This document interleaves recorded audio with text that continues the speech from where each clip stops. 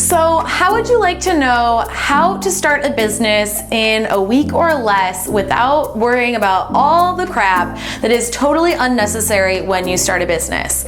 There's really only 3 things that you need to get in place in order to start making money. The rest, which I'm going to show you, is great and can be helpful, but is totally unnecessary to get you started. And it's the kind of stuff I see people very, very, very distracted by when they get started with online business. Okay, so the first thing I want to tell you about are the 3 things you absolutely must have in place in order to have a business. What might surprise you is that a lot of people, maybe even you, might be doing a lot of the stuff you don't need, whereas you don't actually have the things in place that you have to have a business, which frankly means, my friends, you don't have a business. So let's talk about those 3 ever important pillars of your business first. It's very simple. Here we go. The first thing that you need is one paid offer. Just one offer that people are going to pay you money for in order to receive something in return. For new businesses, I absolutely 100% of the time recommend that you offer a signature service. In Yay for Clients, my signature program, I teach people how to do this, but here's the gist of how to throw one together if you want to do it really quickly, like say today. Essentially, you need to figure out a problem that people have that isn't being solved and solve it. Put together a solution for that problem and then find some people who have that problem and go pitch that service to them. But wait a second, I'm getting ahead of myself. We just want to talk about having that service in place. So just have an offer, decide this is the thing that I'm going to do to charge money. When I first started my business, the offer I had was resume writing. That's literally how I started a business, was by saying people need resumes. We're in the middle of a recession in the US.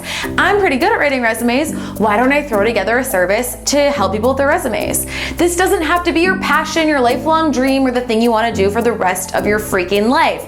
It just has to be something that you want to do right now that you can make some money doing and just get started. The second thing you absolutely must have in place to have a business is to have at least one paying client. Now, I think the best rule of thumb is that you're not really in business until you've had 3 paying clients, because that's what validates your idea. But frankly, as long as you have 1 client, you have someone paying you for your offer, you are in business, my friend. And that's what brings me to the 3rd thing you absolutely need in order to be in business. And that is one solid marketing strategy for finding more clients. You don't need to do all the things that people are doing online, which we'll talk about in the section of things you don't need. You just need to find one thing that's working for you right now. I understand that this might be the hardest part for a lot of you watching this video. And that's why I've created an action sheet for you that I'd love for you to download. It's above or below, somewhere around here. And if you're on YouTube, it's over at rulebreakersclub.com. Essentially, there's 3 core strategies that I recommend that new entrepreneurs, brand new business owners, tap into before they start looking at other fancier online marketing strategies. I want you to pick one of these strategies, one that's going to work best for your business, and the worksheet that I have for you is going to help you to figure out which one of these strategies is best for you at this time. The first strategy you might want to consider is referrals. Referrals are the heart and soul of most service-based businesses. So, do you already have clients who are really happy with your services? Could you create a referral program for them, or just tell them that your business is based on referrals and tell them, hey, it'd be really nice if you could send some more peeps my way. The second strategy is doing some type of a limited time promotion. If you do have an audience, this is a great thing for you. You've got to give people a reason to work with you now. And this is honestly all that I do in my business to generate revenue at this time. We constantly have limited time promotions that are going on in order to get some clients and customers through the door. We probably get about 80% or more of our revenue coming in during those promotions. So it's definitely something you want to be thinking about. The third thing that you can do if you have no audience and no clients, or even if you do, is to reach out to people who you know who would be perfect for your service and let them know. Maybe you want to offer them some type of free consultation or a little audit or assessment to show them what you're capable of. And if you're brand new, I always recommend doing a beta test of your services, which I won't get into now. I teach that in Yay for Clients, and maybe we'll get into that another time. So those are the things you need, the 3 things you absolutely need in place to have a business, to start a business this week, which you totally can do in a week. week.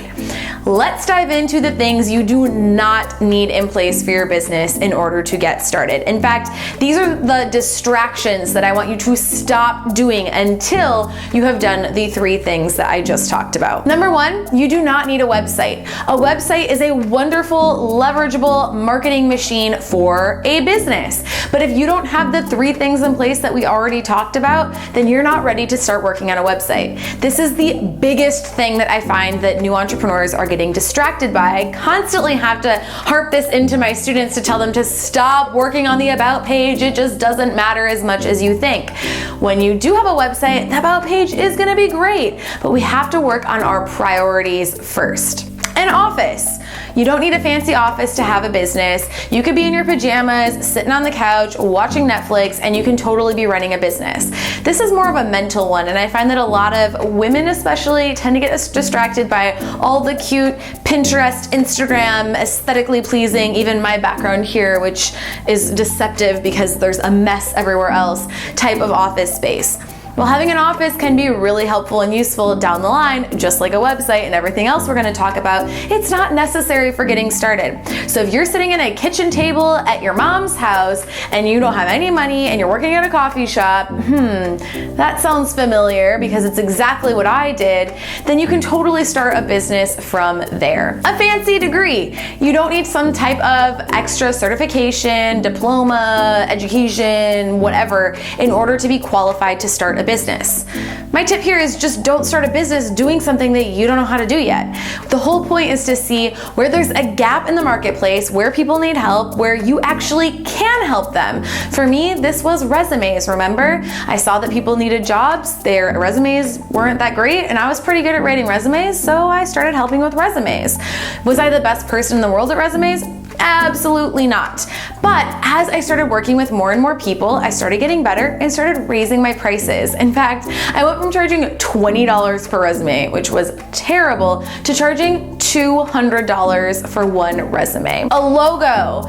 I'm not even gonna waste my time on this one. Much like the logo, you also don't need to have fancy headshots and photography to get started. Again, these are things that will be great down the line, and yes, I do recommend investing in getting some great headshots taken. But if you don't have the 3 pillars that we talked about in the beginning, you do not need to go get headshots right this second. And then my final item is a Facebook page and other social media. Social media is fun. It's great for business. I absolutely love it, and I could talk about it all day long. And it's fine if you have an Instagram. It's fine if you have a Facebook page. It's fine if you're using Pinterest. But if you don't have the 3 pillars for your business set in place, this isn't the time that you want to be investing on social media. So try to get all that social media stuff under wraps for now and focus on the stuff that's actually going to create foundations for your business and start bringing in money for you. Thanks for watching this video. I've had a ton of fun drilling down on those distractions that I know that we all love to play with all the time. But let's get focused on making money, and I will see you once that's happening.